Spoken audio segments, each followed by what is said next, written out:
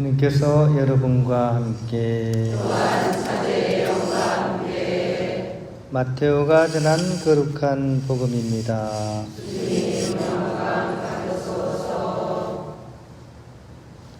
예수님께서 카이사리아 필리피 지방에 다다르시자 제자들에게 사람의 아들을 누구라고들 하느냐 하고 물으셨다. 제자들이 대답하였다. 세례자 요한이라고 합니다. 그러나 어떤 이들은 엘리야라 하고 또 어떤 이들은 예레미야나 예언자 가운데 한 분이라고 합니다. 예수님께서 그러면 너희는 나를 누구라고 하느냐 하고 물으시자 시몬 베드로가 스승님은 살아계신 하느님의 아드님 그리스도이십니다 하고 대답하였다. 그러자 예수님께서 그에게 이르셨다. 시몬 바르요나야, 너는 행복하다. 살과 피가 아니라 하늘에 계신 내 아버지께서 그것을 너에게 알려주셨기 때문이다. 나 또한 너에게 말한다. 너는 베드로이다. 내가 이 반석 위에 내 교회를 세울 터인즉 저승의 세력도 그것을 이기지 못할 것이다. 또 나는 너에게 하늘나라의 열쇠를 주겠다. 그러니 내가 무엇이든지 땅에서 매면 하늘에서도 매일 것이고 내가 무엇이든지 땅에서 풀면 하늘에서도 풀릴 것이다. 그런 다음 제자들에게 당신이 그리스도라는 것을 아무에게도 말하지 말라고 분부하셨다. 주님의 말씀입니다. 그리스도님 참여합니다. 네, 평안을 빕니다. 길다면 길고 짧다면 짧은 1박 2일의 여정이었습니다. 잘 지내셨습니까? 네. 예, 우리 옆에 계신 분이 집에도 안 가고 그죠? 끝까지 남아가지고 그래도 잘 견디셨어요. 인사합시다. 참 앵간히도 찔기시군요. 시작. 참 앵간히도 찔기시군요. 좋았죠, 그죠? 이 피정 하신다고 준비한 모든 분들도 있고 또 끝까지 남아서 이 피정에 참가해 주신 분 정말 바보입니다. 바보, 그죠? 왜 바보입니까? 바라볼수록 보물 덩어리야. 그래서 자기는 보물 하면서 꼭 안아줍시다. 자, 시작. 자기는 보물. 두 분 싸웠나봐. 두 분 이래 성격이 안 맞나봐. 예, 안아주라 근데 안아주지도 않고, 그죠? 예, 아주 막, 그죠? 예. 자, 그래도 뭐 속마음으로 다 표현했겠죠, 그죠? 예, 정말 바라볼수록 좋은 그런 보물 같은 그런 귀한 그런 분입니다. 오늘 이 강론 말씀도 사실 그런 내용을 담고 있습니다. 끝까지 가보면 왜 그런지를 알 거예요, 그죠? 예, 제가 이 고등학교 다닐 때 학교 공부가 너무 재미없었어요. 수학 해야 되지, 영어 해야 되지, 뭐 지구과학, 뭐 화학, 재미 정말 없는 거를 왜 해야 되는지 몰랐어요. 그러던 중에 어느 책을 하나 발견했는데 그 책이 갑자기 학교에서 보던 책하고 너무 다른 거예요. 너무 재미있었습니다. 책 제목은 행복한 마음이라는 책이었어요. 어느 출판사인지는 모르겠는데 이 교과서와는 비교가 되지 않는 그런 우화들이 다 들어가 있고 참 재미있는 책을 읽어가지고 잡자마자 끝까지 다 읽었던 기억이 납니다. 그 중에 굉장히 기억에 남는 이야기 중에 하나가 바로 이런 이야기였어요. 어떤 사람이 길을 가다가 금덩어리를 발견한 거예요. 뭐를 발견했어요? 금덩어리. 이게 작은 애기게 이런 금이 아니고요. 금덩어리를 발견한 거예요. 그래가지고 막, 이야, 힘들다 싶어가지고 그걸 탁 들고 가는데, 하필이면 마주오는 사람이, 한 사람이 그걸 딱 본 거예요. 그러니까 들고 있는 게 뭐라고요? 시작. 금덩어리. 눈이 둥그레져가지고, 아니, 그게 뭡니까? 그러니까, 아, 금덩어리지요. 그러니까, 이야, 그 귀한 것을 어떻게 그것도 금덩어리를 치고 갑니까? 부러워요 하면서 막, 눈이 그냥 이렇게 부러움의 눈빛처럼 막 보니까 좀 마음이 좀 그랬는지 이분이 당신 이게 그렇게 좋아 보입니까? 그러니까 좋지요. 좋고 말고요. 그럼 당신 하시오. 그래서 금덩이를 건네주고 자기 가던 길을 또 가버린 거예요. 이 사람이 웬 행세냐 싶어가지고 금덩이를 주고 혹시 누가 뺏을까 싶어가지고 막 주랭랑을 친 거죠. 혹시 돌려달라 그럴 수 있잖아요. 그래서 막 종종 걸음으로 가다가 걸음을 걷다가 자꾸 마음이 이상해지는 거예요. 이게 아닌데. 그러다가 걸음이 점점 늘어지다가 갑자기 제자리에 뚝 섰어요. 그러고 나서 이 사람이 갑자기 걸음의 방향을 바꿉니다. 그리고 자기에게 금덩이를 준 사람을 쫓아서 막 혹시 놓칠까 싶어가지고 막 종종걸음으로 다시 뛰어갔습니다. 나중에 막 한참 가다 보니까 앞서서 자기한테 금덩이를 준 사람이 걸어가고 있는 거예요. 여보시오. 그래서 이제 둘이서 만났습니다. 그러니까 선생님, 제가 할 얘기가 있다고. 무슨 얘기입니까? 그러니까 제가 다른 거는 모르겠는데 당신이 나한테 선뜻 이 금덩이를 주지 않았어. 그렇지요? 근데 내가 이 금을 다시 돌려줄 테니까 그거를 선뜻 나에게 내어준 그 마음을 나에게 알려주십시오 라고 얘기를 한 겁니다. 그 끝이 어떻게 되는지 모르겠어요. 그리고 끝나버렸어요. 근데 책 제목이 뭐라고요? 행복한 마음. 책 제목이 행복한 마음이니까 드디어 이 이야기가 어떻게 보면 그죠? 행복한 마음은 바로 그런 마음이다. 금덩이라고 하더라도 거기에 얽매이지 않고 누군가 필요하다면 기꺼이 그것을 줄 수 있는 마음. 그것이야말로 금덩이보다 더 소중한 참으로 행복한 마음이라는 것을 아마 이 책의 저자는 염두에 두고 이 우화를 넣어가지고 책을 엮은 것 같아요. 그래서 책 제목이 행복한 마음으로 이렇게 된 겁니다. 오늘 복음 말씀도 사실은 이런 우화를 바탕으로 읽어야지 우리가 제대로 이해를 할 수가 있습니다. 오늘 복음의 배경은 카이사리아 필리피 지방입니다. 근데 이 지방의 이름 자체가 재밌어요. 사람 이름을 가지고 이 지명을 정한 겁니다. 카이사리아 필리피. 이거는 카이사리아는 카이사르라는 뜻이에요. 카이사르의 땅 이런 뜻이에요. 카이사르가 뭡니까? 카이사르의 것은 카이사르에게 주고. 발음도 어렵다 그죠? 이게 뭔 뜻입니까? 이 당시 이스라엘은 로마의 속국이었죠. 카이사르는 뭡니까? 로마의 황제죠. 로마의 황제가 카이사르입니다. 카이사르의 땅이라고 불린 건 뭡니까? 이 땅이 카이사르의 것입니다 라는 의미가 그 안에 들어가 있는 거죠. 그러면 이 땅이 어떻게 해서 만들어지게 됐냐? 헤로데가 자기가 세상을 떠나면서 자기 아들들한테 땅을 물려준 거예요. 땅 중에서도 북쪽에 있는 땅이 가장 좋았어요.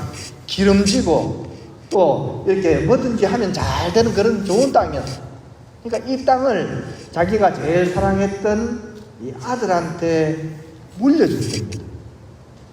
그런데 여기에 이제 이 아들이 이 땅을 받아가지고 이제 헤로데가 사실 어떻게 자기가 정권을 얻었냐 하면 로마에 잘 보여가지고 자기가 정권을 받았거든요. 그러니까 이 아들은 어때요? 아빠의 그런 뛰어난 처세술을 본받아가지고 자기도 어떻게 로마 황제한테 잘 보여야 되겠죠. 그래서 땅 이름을 뭐라고 지었다고요?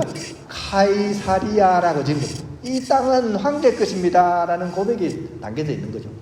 그리고 로마 사람들이 좋아할 만한 그 건축물을 막 세웁니다. 그게 뭐냐 하면 이제 판테온이라는 만신전. 그러니까 그리스 로마 사람들은 이 다신입니다. 여러 가지 신을 다 섬기는, 필요에 따라서 다 이렇게 신을 섬기는 그런 문화였습니다. 그러니까 그 사람들이 좋아할 판테온이라는 만신전을 만들고 거기에서 목축의 신이었던 판과 다산의 신이었던 님프에게 제사를 지내는 일을 바로 그 도시에서 한 거죠. 좀 제가 어렵게 설명을 했는데 쉽게 얘기하면 뭡니까? 우리말로 잘 먹고 잘 살게 해주세요 이 뜻입니다. 힘 있는 사람한테 아부하면서 유다인이면서도 이 사람들 비위에 맞춰가지고 만신전을 만들고 이런 거 하는 이거 소용없어요. 원하는 것은 뭐다? 잘 먹고 잘 살게 해주세요.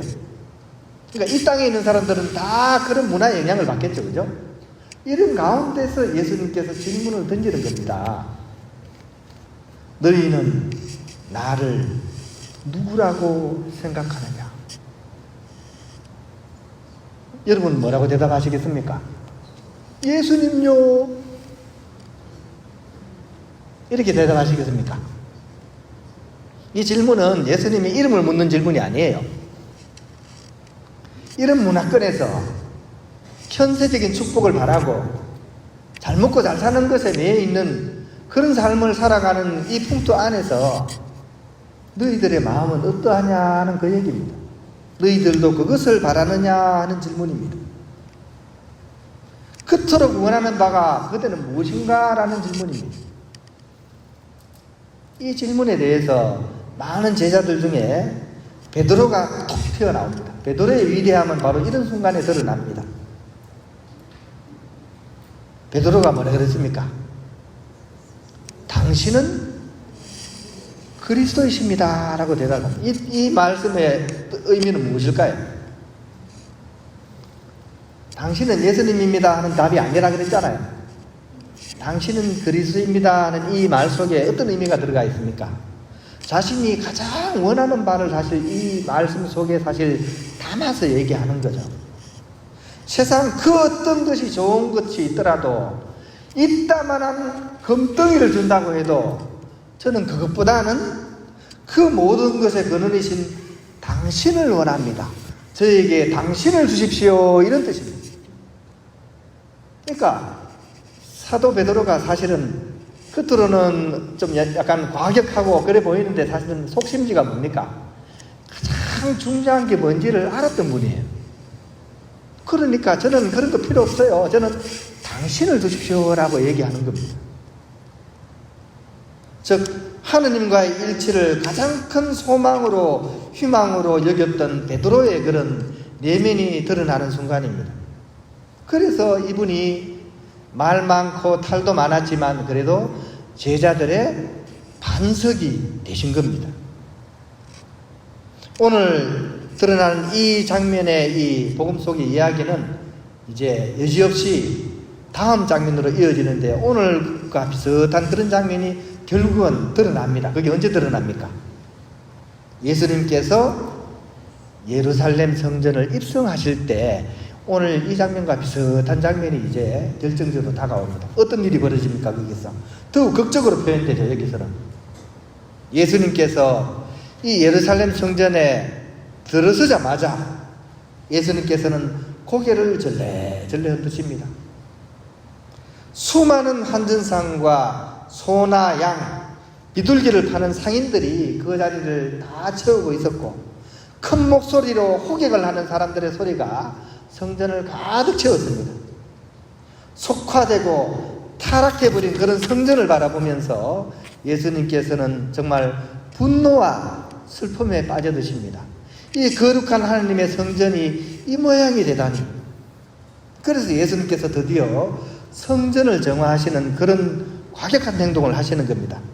내 아버지의 집은 기도하는 집이다 라고 외치시면서 채찍을 들고 그죠? 거기를 채우고 있던 것들, 동물들을 쫓아내고 환전상에 금고를 쏟아버리고 탁자를 뒤엎어버리면서 복음서 내에서 가장 과격하신 예수님의 모습을 보여주게 됩니다. 그리고 이 사실은 예수님께서 모든 것을 감수하시고 하는 행동입니다. 이 일이 어떤 파장을 미칠지 아시고 하는 행동입니다. 이게 반드시 종교재판에 걸릴 일입니다. 성전을 이렇게 했기 때문에. 근데 그걸 감수하고서 예수님께서는 이런 행동을 하시는 거예요. 말 그대로 거룩한 분노가 폭발하신 겁니다. 왜냐하면 가장 중요한 것을 사람들이 훼손했기 때문입니다. 그리고 마지막 엎어끝까지 예수님께서는 한 방 더 먹이십니다. 이 성전을 허물으라. 내가 사흘 안에 다시 세우리라 하는 말씀을 합니다. 이 말씀은 우리가 이해하고 있다시피 이 지금 옆에 서 있는 돌무더기 예루살렘이 아니라 새로운 성전, 참된 의미의 성전, 즉 당신의 몸을 두고 하신 얘기이시고 또 아버지께서 늘 함께 하시는 그 예수님의 존재 그 자체가 바로 새로운 성전이십니다. 오늘 우리 피정의 문구도 마찬가지죠. 그죠? 우리는 혼자인 적이 한 번도 없었습니다. 항상 하느님과 함께였습니다. 당신이 이런 존재라는 사실을 선포하시는 것이고 이 선포에 대해서 사도 베드로가 응답해서 나도 그 길을 따라가겠습니다 라고 신앙 고백을 하신 그런 자리이고, 또 우리 또한 이런 제목으로서 이 자리에 오늘 복음을 들으면서 앉아 있습니다. 이제 여러분은 선택이 남아 있습니다. 피정을 떠날 때 마지막으로 하는 얘기가 뭐라 그랬죠? 엑시 때? 기억 안 나십니까? 어제 들었는데.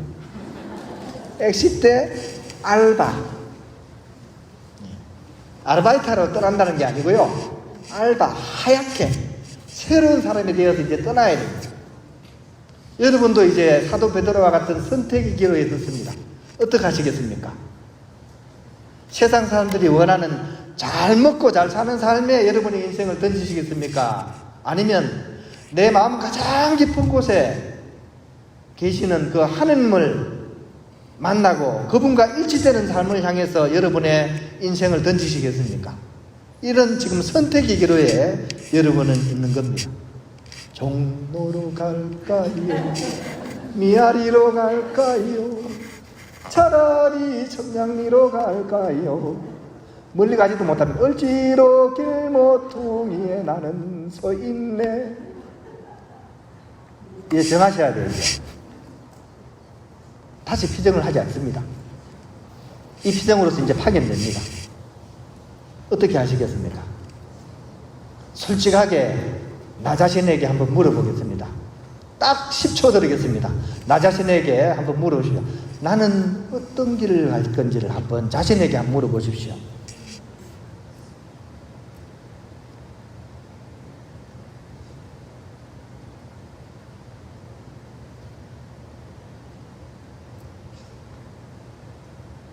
자, 이제 됐습니까? 어떻게 하시겠습니까? 예수님과 사도가 가신 그 길을 따라가시겠습니까? 네. 확실합니까? 네. 엑스레이 찍어보면 다 나옵니다. 확실하시죠? 네. 우리는 그 길을 따라갈 수 있어야 됩니다.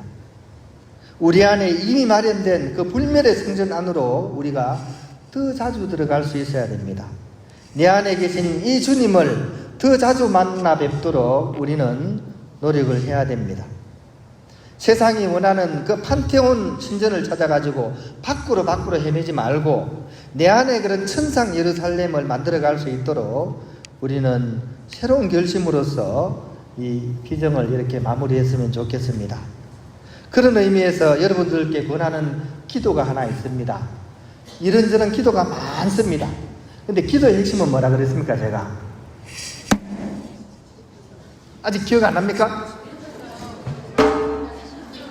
기억 안 나요?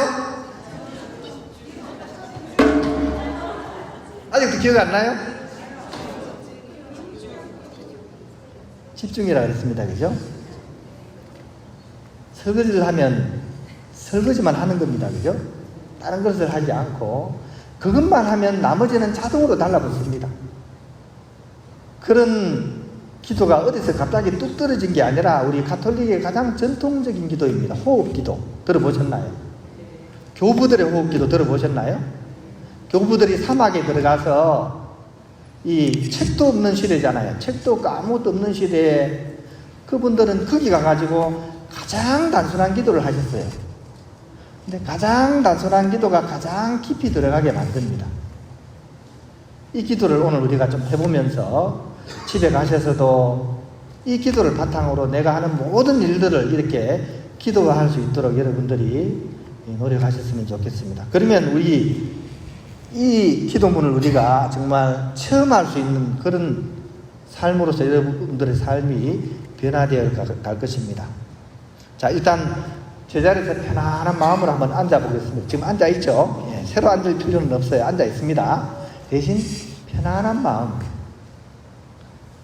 자, 목이나 어깨나 허리를 펴고, 그죠? 몸에 힘을 빼고 편안하게 그냥 앉아있는 겁니다. 앉아있는 겁니다. 지금 이 자리에 앉아있으면서 앉아있지 않은 분들이 있습니다. 앉아있는 겁니다. 이제 눈을 감고 손을 펴서 양 무릎에 살포시 얹겠습니다. 숨을 쉬는데요, 평소보다는 조금 긴 숨을 쉬겠습니다. 천천히 숨을 쉬고 천천히 내쉬겠습니다. 어렵지 않죠? 늘 해오던 호흡입니다. 숨을 쉬시고 내쉽니다. 에휴 하면서 시험 호흡 그렇게 한숨 쉬지 마시고 편안한 마음으로 숨을 쉬고 내쉽니다. 이제 입은 다물고 코로만 숨을 쉬겠습니다. 천천히 쉬시고 천천히 내쉽니다. 숨을 들이쉬시고 내쉽니다.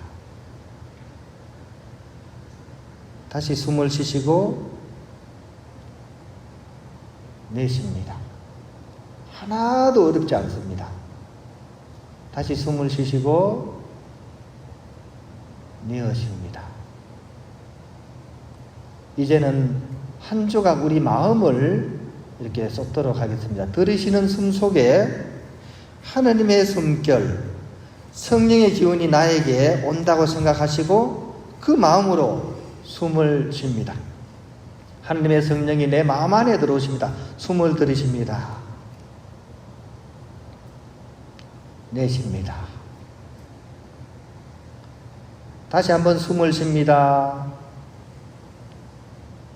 내쉽니다. 이제 숨을 내쉴 때는 내 안에 있는 모든 걱정, 근심, 누군가를 용서하지 못하는 마음, 내 삶을 향한 불평불만들, 이런 것들을 내어보낸다고 생각하면서 숨을 내쉬겠습니다. 들이쉴 때는 하느님의 성령이 나에게 들어오시고, 내어쉴 때는 내 마음이 지은 모든 그런 잘못된 것들을 내어보낸다고 생각하면서 숨을 내쉽니다. 자, 들이쉬고 내쉬십니다. 들이쉬시고 내쉽니다. 들이쉬시고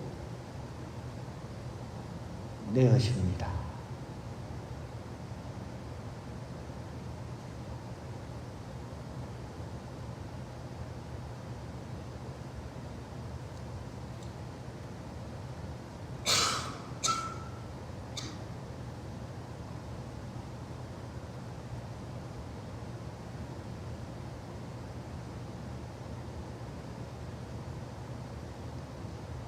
영광이 성부와 성자와 성령께